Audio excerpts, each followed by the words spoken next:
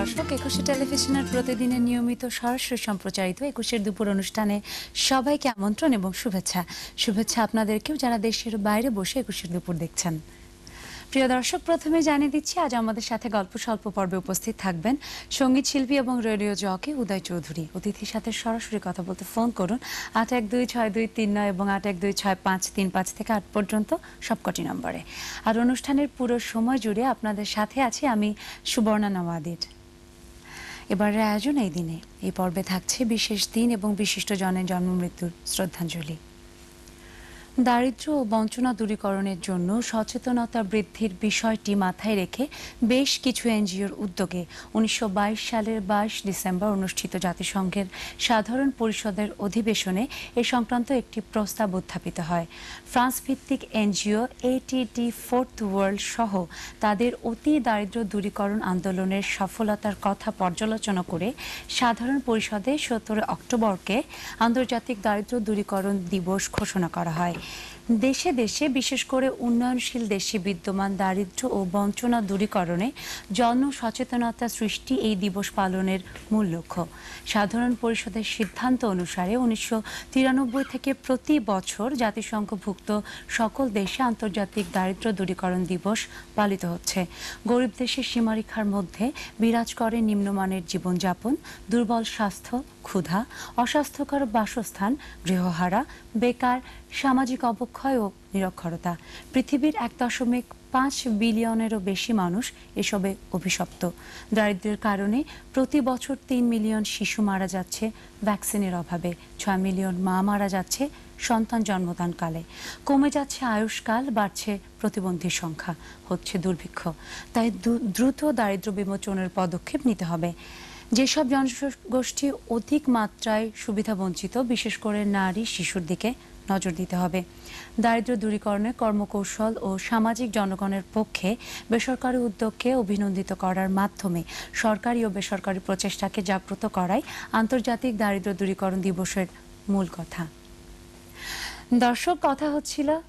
দর্শক, আমাদের অতিথির সাথে সরাসরি কথা বলতে ফোন করুন 812629 এবং 812653 থেকে 8 পর্যন্ত সবকটি নম্বরে। আর এবারে আমন্ত্রিত অতিথির সাথে গল্প স্বল্প। আর এই মুহূর্তে আমাদের স্টুডিওতে উপস্থিত আছেন সঙ্গীত শিল্পী এবং রেডিও জকি উদয় চৌধুরী। আসুন কথা বলি আমাদের আজকের অতিথির সাথে। স্বাগত একুশে দুপুরে। ধন্যবাদ। কেমন আছেন? ভালো আছি, আপনি কেমন আছেন? আমি আল্লাহর মতো ভালো আছি। তো আপনি তো কথা বন্ধু হিসেবে কাজ করছেন এবং সেই সাথে আপনি থিয়েটারে কাজ করেন এবং আমরা বেশ কিছু কাজও আপনি করেছেন এর মধ্যে নাটকে, সেগুলো আমরা নেক্সট পেতে যাচ্ছি। তো এই সব ব্যস্ততা নিয়ে এখন আসলে আপনার কেমন যাচ্ছে? বেশ ভালো উপভোগ করছি, মানে জীবনটা তো উপভোগ করার, সেটা করতে পারছি এবং প্রত্যেকটা বিষয় ভালো লাগছে। আচ্ছা, তো আপনি এই যে রেডিও জকি হিসেবে যে কাজ করছেন, তো এখানে শুরুটা কিভাবে হলো? আপনার প্ল্যান করে না হঠাৎ করে? না, প্ল্যান করে না। মূলত একটা সময় FM বিষয়টা সম্পর্কে আমার কোনো ধারণা ছিল না। তো আমি যখন কলেজ থেকে মাত্র HSC কমপ্লিট করেছি, ওই সময়টা বন্ধুদের আড্ডায় শুনতাম যে ওরা বিভিন্ন আরজেদের নাম বলছে, অমুক আরজে এই সেই, খুব ভালো লাগে। তো ওই যে আমার একটা অভ্যাস হচ্ছে, কোনো একটা আড্ডায় যদি কেন্দ্রবিন্দু না হতে পারি তখন ভালো লাগে না। তো একটা সময় দেখলাম যে আমি হতে পারছি না, এর কারণটা হচ্ছে ওই আরজেরা, মানে আমাকে নিয়ে কোনো কথা নাই, কথা হচ্ছে আরজেদেরকে নিয়ে। তো বিষয়টা আমার কাছে ভালো লাগছে না, এইটা কি ধরনের, আমি কেন নাই? তখন মনে হলো যে মধ্যমণি হওয়ার ইচ্ছাটা থেকেই আপনার আরজে হওয়ার কাজটা শুরু। হ্যাঁ, তো তখন মনে হলো যে না, আমাকে এটাই হতে হবে। তখন তো আর আমাকে বাদ দিয়ে আড্ডা দেওয়া যাবে না। আচ্ছা, তো এখন তো অনেকগুলো FM রেডিও চলে এসছে, তো এই যে অনেক কাজ করার যে পরিধিটা বেড়েছে এবং অনেকেই কাজ শুরু করছে, হ্যাঁ, তো এটাকে আপনি কিভাবে দেখেন এবং পেশা হিসাবে নেওয়ার ব্যাপারটা এখন কি বাংলাদেশে এটার সময় এসেছে যে পেশা হিসেবে নিতে পারে কেউ আরজেকে? পুরোপুরি আসেনি এখনো, কারণ প্রথমত তো জীবিকার তাগিদ, যেটা আমি বলবো অর্থ, ফিনান্সিয়াল ব্যাপারটা তো সবসময় মাথায় রাখতে হবে জীবনের, বাট ওই পর্যায়টাতে এখনো একটা আরজেকে বাংলাদেশে আমার মনে হয় ওই সম্মানটা এখনো দেওয়া হয় না, মানে যেভাবে তারা কাজ করছেন। কারণ ব্যাপারটা হচ্ছে যে আমরা কাজ করছি, ঠিক আছে, একটা সময় ছিল শখের বসে, কিন্তু শখের বয়স এটা তো অল্প কিছু দিনের জন্য হতে পারে, শখটা তো আর সবসময় থাকে না। আচ্ছা কিন্তু আচ্ছা। ওটাকে যদি জীবিকা হিসেবে নিতে হয় যে এটাই আমার সবকিছু, তাহলে সেক্ষেত্রে মনে হয় ফিনান্সিয়াল সাপোর্টটাও দরকার। তো আপনি কি আসলে পেশা হিসেবে নিয়েছেন কিনা, আপনি কি ভাবতে পারছেন যে আসলে আপনি এটাকে পেশা হিসেবে কন্টিনিউ করবেন? ব্যাপারটা হচ্ছে এখন এরকমটা যে আমি বিষয়টাকে এখন ছাড়তেও পারবো না। এটা হচ্ছে যে পেশা হিসেবে নিয়ে ফেলেছি, কারণটা হচ্ছে ওটাকে ছাড়া এখন বোধহয় থাকাটা সম্ভব না। কারণ আচ্ছা, আমার আচ্ছা। সপ্তাহে একটা দিন প্রোগ্রাম থাকে না, শুধু শুক্রবার দিন। ওই দিনটা মনে হয় কিছু একটা নাই আমার কাছে। মানে আপনার জীবনের একটা অংশ হিসেবে হ্যাঁ। এটা জুড়ে গেছে একেবারে। আচ্ছা, আমরা এই সম্পর্কে আরো শুনবো, কিন্তু একজন দর্শক আছে, আমরা একটা ফোন নিয়ে আসি। হ্যালো দর্শক, আপনার নাম বলে কথা বলুন আমাদের আজকের অতিথির সাথে। হ্যালো সাকুম, ওয়ালাইকুম আসসালাম। হ্যাঁ অবশ্যই, তার আগে কে বলছেন, কোত্থেকে বলছেন? আমি মৌ বলছিলাম উত্তরা থেকে। হ্যাঁ মৌ, কথা বলুন, শুনছেন উদয়। হ্যাঁ হৃদয়, হাই মৌ, কি অবস্থা, কেমন আছো? এই তো ভালো। তোকে অনেক সুন্দর দেখাচ্ছে। ও থ্যাংক ইউ। আর কি খবর তোমার?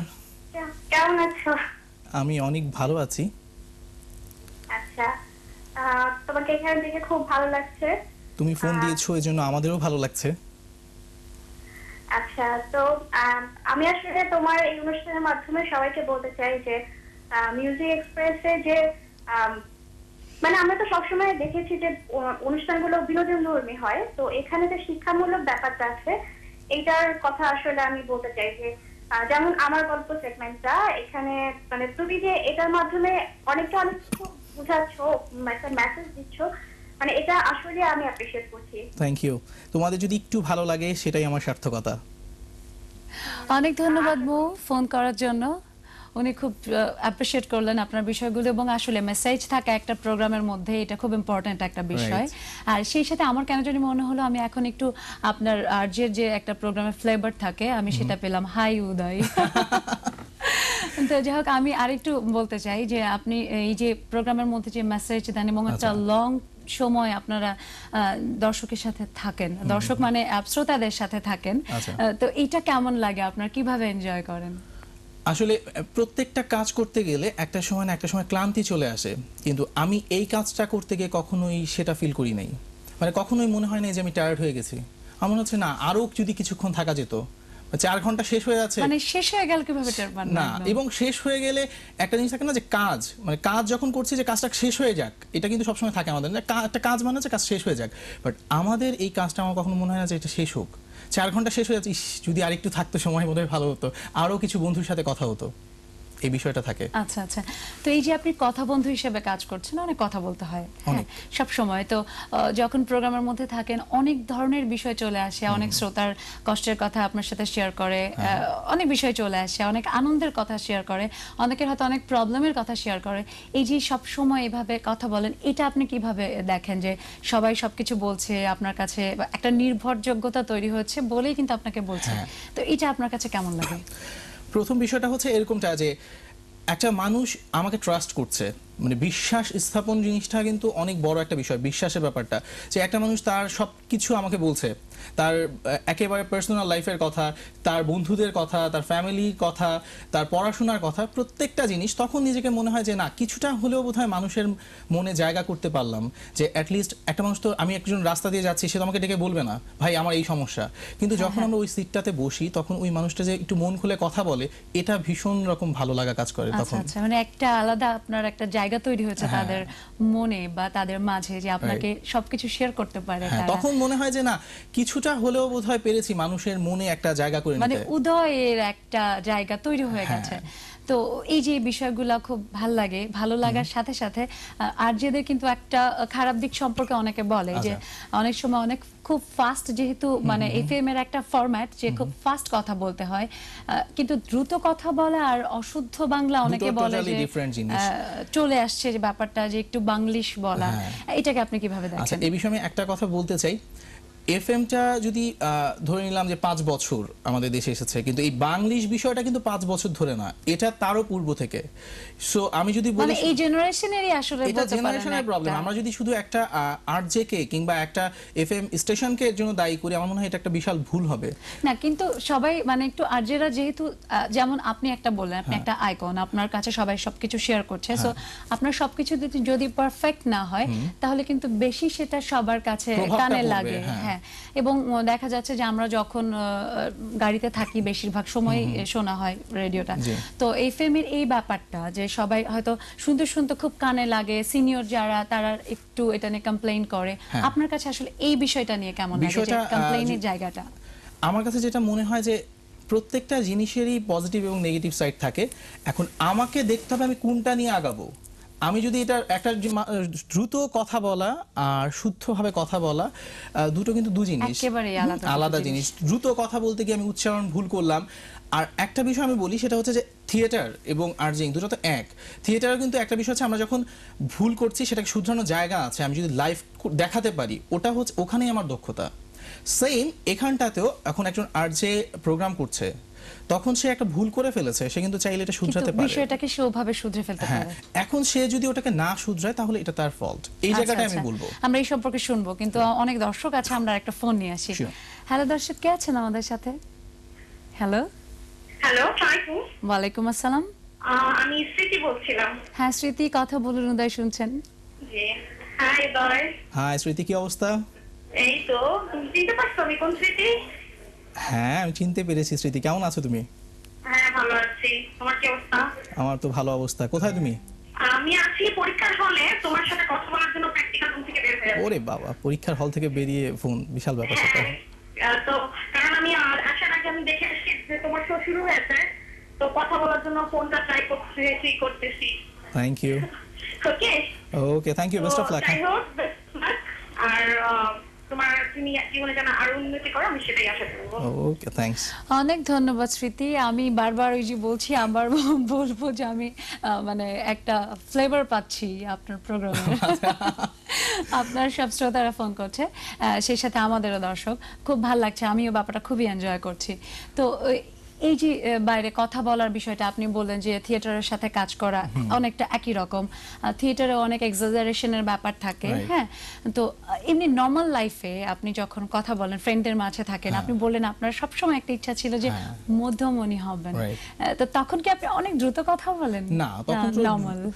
আমি আর্জিং বিষয়টা হচ্ছে টোটালি নিজের বিষয়। মানে আমি যেমনটা, আমি যদি এটা প্রেজেন্ট করতে পারি, সেটা ওই যে একটা ধারণাটাই ভুল আমার যেটা মনে হয়, সেটা হচ্ছে যে দ্রুত কথা বলতে হবে, এটা কোনো বিষয় না। মানে কথা যে দ্রুতই বলতে হবে এমন কোনো বিষয় নাই। আমি অল্প কথা বলি, স্পষ্টভাবে বলি, এবং একটু যদি আনন্দের সাথে বলি, সেটাই বোধহয় এনাফ।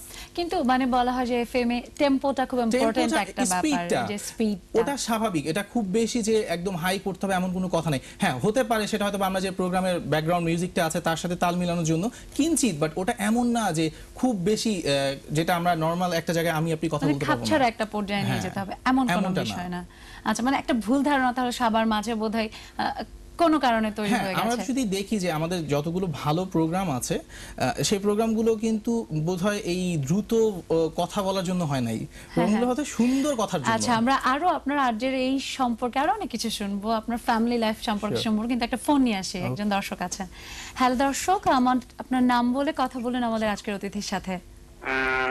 উদয়, আমি তানভীর তারেক বলছি। আমি দৈনিক ইত্তেফাকে চাকরি তারেক করি। ভাই, আমি চিনে ফেলেছি, আর পরিচয় দিতে হবে না। কেমন আছেন আপনি? খুবই খুবই ভালো লাগছে তোমাকে হসপিটালে দেখে।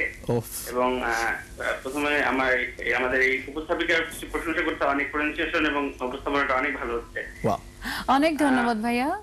উদয়ের কাছে আমার ছোট্ট একটা প্রশ্ন, সেটা হচ্ছে তোমার তো অনেক ফ্যান এবং প্রতিদিন অনেক অনেক মানুষের সাথে কথা বলো। জি। এক্ষেত্রে কোনো ধরনের প্রতিদিন কোনো সোশ্যাল অ্যাক্টিভিটি, অর্থাৎ কোনো সোশ্যাল কমিটমেন্ট থেকে কোনো সাবজেক্ট তুলে ধরতে পারো কিনা তোমরা? আর বাংলিশ যে উচ্চারণের বিষয়টা, সেটা উদয়ের বেলায় কখনোই খাটে না।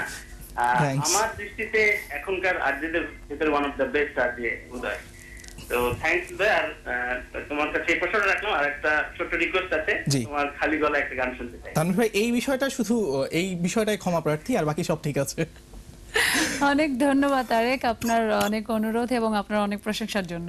তানভীর ভাইয়ের কথা না বললি নাই, আমার এই পথ চলায় ওনার একটা বিশেষ ভূমিকা আছে। উনি সবসময় আমাকে বেশ বড় ভাইয়ের মতো একটা সাপোর্ট দিয়ে যাচ্ছেন, এটা আমার জন্য বিশাল প্রাপ্তি। আর সেক্ষেত্রে উনি যে প্রশ্নটা করেছেন, যে সোশ্যাল অ্যাওয়ারনেস, আসলে আমাদের যে জায়গাটা, এই জায়গাটা আমি বিশ্বাস করি খুব স্ট্রং একটা জায়গা, যেখান থেকে ইয়াং জেনারেশনকে যে কোনো বিষয়ে খুব সহজে মানে জাগরিত করা, মানে যাকে আমরা বলি জাগরণ তৈরি করা, সেটা সম্ভব। তো সেক্ষেত্রে আমার দিক থেকে আমি যতটুকু চেষ্টা করি, যেমন আমার একটা প্রোগ্রাম রয়েছে, রেগুলার প্রোগ্রাম, রবি থেকে বৃহস্পতি, যেটা হয় মিউজিক এক্সপ্রেস। তো এই প্রোগ্রামটা হচ্ছে মূলত ইয়াং জেনারেশনকে নিয়ে একেবারে রক একটা প্রোগ্রাম, বাট এটাতে আমি জয়েন করার পরে এটা ছিল একদম হিপ হপ টাইপের একটা প্রোগ্রাম। তো আমি ধীরে ধীরে ফিল করলাম যে আমারও বয়স বাড়ছে, এই প্রফেশনটাতেও তো অনেকদিন হয়ে গেল, তো এখন বোধহয় কিছুটা এমন কিছু আনা উচিত, কিছু সামাজিক সচেতনতাটা যেন মানে একটু যেখানে বৃদ্ধি হয়। মেসেজ থাকবে কিছু। হ্যাঁ, তো সেখান থেকে অলরেডি আমি একটা সেগমেন্টের কথা বলতে পারি, আমার গল্প, যেখানটাতে আমি প্রতি সপ্তাহে মোর দেন 100 মেইল পাচ্ছি, লেটারও পাচ্ছি, যেগুলোতে একেবারে সত্য কিছু ঘটনা, যেগুলো আমরা হয়তো বা সামনে এসে কখনো বলতে পারবো না। আচ্ছা, যে একটা ফ্যামিলিতে একটা ওয়াইফ কি ধরনের সিচুয়েশন ফিল মানে করছে, কনফেস করার হ্যাঁ, ব্যাপারটা। একটা ছেলে তার লাইফটা কিরকম, সে আসলে ফ্যামিলির সাথে শেয়ার করতে পারছে না বিষয়গুলো, সেগুলো আমাদেরকে তুলে ধরছে। ইভেন এরকম আমি অনেক মেল পেয়েছি যে সে অ্যাডিক্টেড, কিন্তু সে ভালো হতে চায়, কিন্তু ভালো হওয়ার জন্য যে রাস্তাটা সেটা সে খুঁজে পাচ্ছে না। আচ্ছা, আমরা আমার গল্প নিয়ে আরো অনেক কথা শুনবো, Sure. কিন্তু একটা ফোন নিয়ে আসি। হ্যালো দর্শক, কে আছেন আমাদের সাথে, কোত্থেকে বলছেন? হ্যালো, আমি নিঝুম বলছিলাম গ্রিন্ডার থেকে। হ্যাঁ নিঝুম, কথা বলুন, উদয় শুনছেন। কি উদয় ভাইয়া, এই কেমন আছো? নিঝুম আপি, কি অবস্থা, কেমন আছো তুমি? এই তো আমি ভালো আছি ভাইয়া, তোমাকে না অনেক সুইট লাগতেছে। ও থ্যাংক ইউ সো মাচ। আর কি অবস্থা তোমার, পড়াশোনা কেমন চলছে? আল্লাহ, তুমি প্রত্যেকবার এই কোয়েশ্চেনটা কেন করো আগে? আচ্ছা ভাইয়া, পড়াশোনা ভালো চলছে, তোমাকে অনেক সুইট লাগছে। Thank you. আর কি বলবো, দাঁড়াও। দাঁড়াতে পারবো না, একটা বসে কথা আছি। বলি? হ্যাঁ, তোমাকে জানো আমি কি নামে ডাকি, বলো তো কি নামে ডাকি, তোমার মনে আছে কিনা বলো তো? এই মুহূর্তে তো মাথায় আসছে না, আসলেও বুঝো বলবো না। বুঝো ভাইয়া ডাকতাম তোমাকে আমি, ছি ছি ছি ছি। আচ্ছা, এরপরে মনে থাকবে, এরপরে শিওর। অনেক ধন্যবাদ দর্শক ফোন করার জন্য। তো কথা হচ্ছিল যে আপনার আমার গল্প নিয়ে। হ্যাঁ। হ্যাঁ, তো আমার গল্প যে অনেকেই অনেক বিষয় সম্পর্কে বলে। হ্যাঁ, তো আসলে বেসিক কন্টেন্টটা কি তাহলে? এটার মূল বিষয়টা হচ্ছে যে আমি যদি বলি এইভাবে যে মাদক, সন্ত্রাস, তারপর বাবা মার সাথে একটা সন্তানের যে ডিস্টেন্স, বিশেষ করে যারা চাকরি করেন, চাকরিজীবী যে প্যারেন্টস গুলো আছেন, তাদের সাথে সন্তানের যে ডিস্টেন্স, তাদের মানে সন্তানের, সময় দিতে না পারা। হ্যাঁ, এই বিষয়গুলোকে আমরা চেষ্টা করি একেবারে লাইভ ফুটিয়ে তোলার। উনি যেভাবে আমাদেরকে পত্রটা পাঠান, আমরা ওভাবেই পড়ি, তারপর ওটা নিয়ে ডিসকাস হয় আমাদের প্রায় 1 ঘন্টা। যেখানে দেখা যায় যে ওখানে কিন্তু সব ধরনের মানুষরা পার্টিসিপেট করেন, কারণ আমরা যখন নর্মাল একটা প্রোগ্রাম শুনি, সেখানে হয়তো বা দেখা যায় যে এক একটা প্রোগ্রামে এক একটা ধরন আছে। কোনো একটা প্রোগ্রামে শুধু ইয়াং জেনারেশন শুনছেন, কেউ হয়তো ম্যাচিউরড লিসনার আছেন। তো এই প্রোগ্রামটাতে আমি দেখেছি যে একেবারে বাচ্চা থেকে শুরু করে একেবারে বয়স্ক একজন লোক পর্যন্ত পার্টিসিপেট করছেন এবং তার মতামতটা তুলে ধরছেন। আচ্ছা আচ্ছা, মানে সবাই আপনার শ্রোতাই, এখানে এইখানটাতে, বয়সটা হ্যাঁ। কোনো আসলে বিষয় না। Right. কোনো বয়সের মধ্যে এটা সীমাবদ্ধ না। নেই। আচ্ছা, তো এই যে প্রোগ্রাম করেন আপনি, আমি যতদূর জানি যে আপনি একসাথে 3টা প্রোগ্রাম টানা 4 ঘন্টা আপনি করেন এবং কথা বন্ধু হিসেবে কাজ করেন। তো এই যে একটা লং টাইম আপনি দর্শকের মানে শ্রোতার সাথে থাকেন, তখন কেমন লাগে? দর্শকের এই শ্রোতার আপনি যে এত মানে ইয়া পান, কেমন লাগে এটা? আচ্ছা, মূল বিষয় হচ্ছে আমি যদি লিসেনার হতাম, আমি বিরক্ত হয়ে যেতাম। একটা ভয়েস টানা 5 দিন, আমার প্রোগ্রাম 6 দিন থাকে, 6 দিন একটানা এতক্ষণ শুনতে, বাট আমি অবাক হয়ে যাই যে আমার লিসেনাররা এত ধৈর্যবান এবং ধৈর্যবতী যে তারা প্রায় 4টা ঘন্টা আমাকে শুনেন, এবং দেখা যায় যে কোনো কোনো লিসেনার সেই 4টাতে টিউন করেছেন এবং রাত 8টা পর্যন্ত একটানা আছেন, তার এসএমএস আমি পেয়ে যাচ্ছি 4টা থেকে ক্রমাগত 6টা পর্যন্ত। ডেফিনেটলি তারা আপনার কথা অনেক পছন্দ করে, ভালো লাগে হ্যাঁ, তাদের। ওই সময়টা অনেক ভালো তো লাগা কাজ আমরা একটা করে। ফোন নিয়ে আসি, আর Sure. অনেক দর্শক আছে আমাদের সাথে। Sure. হ্যালো দর্শক, আপনার নাম বলে কথা বলুন আমাদের আজকের অতিথির সাথে। হ্যালো, আসসালামু আলাইকুম। ওয়ালাইকুম আসসালাম। সালাম থেকে। হ্যাঁ, কথা বলুন। হ্যাঁ হ্যাঁ, আজকে রাজে মিলে ভাই, তো তার খুব ভালো লাগে কথাবার্তা।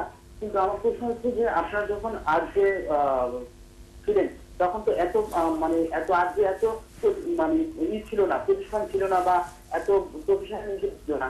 এখন কি আপনার এটাকে প্রফেশনাল হিসেবে বেছে নিয়েছেন? আর আপনার এই আজকে গেলেন কিভাবে, একটু জানতে চাচ্ছিলাম। ধন্যবাদ। ধন্যবাদ মাহিন। তো আমরা আর্যের বিষয়টা নিয়ে আপনার অনেক কথা বলেছি, কিন্তু আমরা জানি যে আপনি থিয়েটারে কাজ করেন জি। এবং আপনি দৃশ্যপট থিয়েটারে অনেকগুলো ভালো ভালো কাজ করেছেন এবং অনেক শো করেছেন। জি। সেই সাথে আমরা নেক্সট আপনার কিছু কাজ টেলিভিশনে নাটকে পেতে যাচ্ছি, জি। তো এই সম্পর্কে একটু বলেন। আচ্ছা, টেলিভিশনে নাটকটা দিয়ে শুরু করি। আমি এই প্রথমবারের মতো টিভিতে নাটক করছি, যেটা ইনশাল্লাহ এই কোরবানিতে আসছেন, এবং নাটকটার নাম হচ্ছে ছোট ছোট স্বপ্ন, যেটা ডিরেকশন দিয়েছেন দিন মোহাম্মদ মন্টু, আর শারমিন আপা হচ্ছে, শারমিন চৌধুরী হচ্ছে এটার রচনা করেছেন।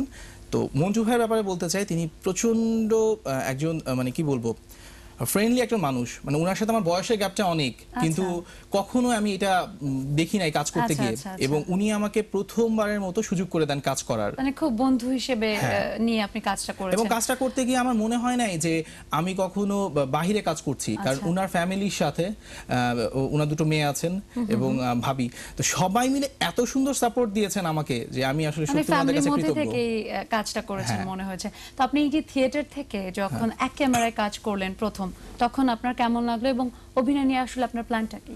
আচ্ছা, থিয়েটারের বিষয়টা হচ্ছে ওখানে কিন্তু আমাদের জাস্ট একটা জিনিস হচ্ছে রিহার্সাল করতাম, আমরা প্রচুর রিহার্সাল করতে হয় থিয়েটারে, বাট এই বিষয়টাতে এসে আমার ওই বিষয়টা তো ছিল না, মানে রিহার্সালের কোনো বিষয়টা ছিল না। আর ক্যামেরার কিছু কাজ তো থাকে, যেহেতু আমরা রেডিওতে কাজ করি সেখানে ক্যামেরার কাজ নাই, থিয়েটারে কাজ করি সেখানেও ক্যামেরার কাজ নাই। সো এখানে যখন আসি, এই শুধু পরিবর্তনটা হচ্ছে এখানটাতে। আচ্ছা, মানে ক্যামেরা, আমরা অনুষ্ঠান একেবারে শেষ পর্যায়ে চলে এসেছি, তো আমি লাস্টে একদম একটু জানতে চাই যে সবসময় তো মানে নেপথ্যে কাজ করেছেন, ওখানে আসলে দর্শক ছিল না, শ্রোতা ছিল, এবং এখন তো দর্শকদের জন্য কাজ করলেন, এটা কেমন লাগছে? আর আরেকটা ব্যাপার আমি যেটা জানতে চাই যে আপনার ফ্যামিলির সাপোর্টটা কি ছিল বা রোলটা কি ছিল আপনার এই মিডিয়া আসার ব্যাপারে? আচ্ছা, ফ্যামিলি সাপোর্টটা হচ্ছে আমি যেখান থেকে এসেছি, আমার বাবা তিনি একটা প্রাইভেট কোম্পানিতে আছেন, এবং আমার মা স্কুল টিচার ছিলেন, আর আমার একটা ছোট্ট ভাই আছে। এই হচ্ছে আমাদের ফ্যামিলি, ছোট্ট একটা ফ্যামিলি। সাপোর্ট বলতে আমার বাবা হচ্ছে এমন একটা মানুষ যার হচ্ছে ছেলে পড়াশোনা করবে, এর বাইরে কোনো লাইফ নাই। বুঝতে পেরেছি, মানে চাননি না, আসলে, কখনোই না।